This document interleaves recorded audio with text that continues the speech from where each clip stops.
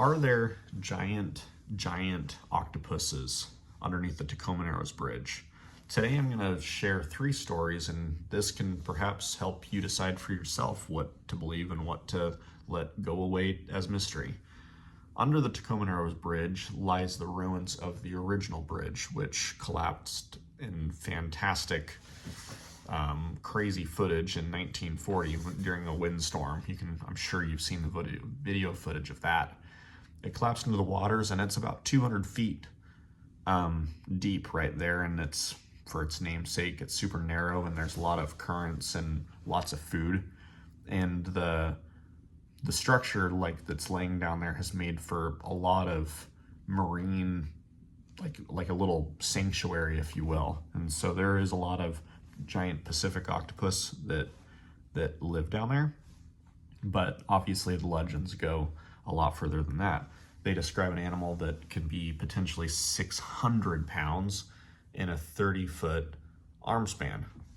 So today I'm going to be sharing, as promised, 3 stories that are kind of fun, and you can decide for yourself if you want to stay to the end, because the last story is a little bit silly and a little bit funny, but it is true. Story number 1 is of a young boy about 15 years old named Douglas that was walking along the shores over in Tacoma with a girl, and as they were walking along the beach, he looked out into the water and he said, quote, "I see this arm come out of the water 10-15 feet.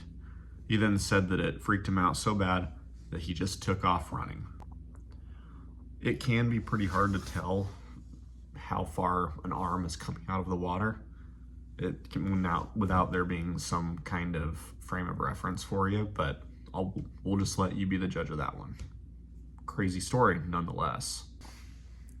The next story is of a commercial diver named Carrie that helped work on the Tacoma Narrows Bridge's east span. And he said something to the effect of, "They're definitely out here." And when he was working on underneath the water, and he was talking about being on the radio, said that the first time that he saw a giant octopus, he screamed, quote, "like a toddler," and got teased relentlessly by the crew that was topside.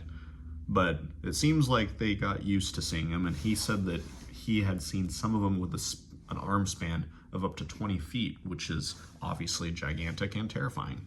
He also noted that they change color depending on their mood, which I'm pretty sure is how Pacific octopuses are. So that's story number 2. The final story that I'm going to share with you today is a little bit silly.